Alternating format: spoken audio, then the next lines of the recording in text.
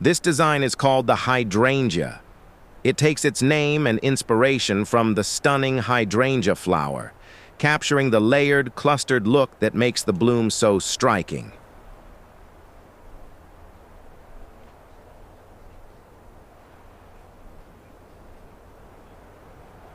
This beautiful design is as simple as it is complex, with clean folds that come together in an intricate, almost hypnotic pattern.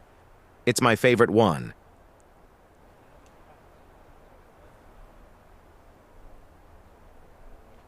The next one is the most famous tessellation called the Miura Ori. Its magnificent design is enough to impress anyone.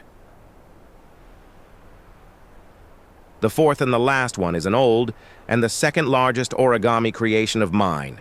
The first one, you can see the background, guys. That's it for today, guys.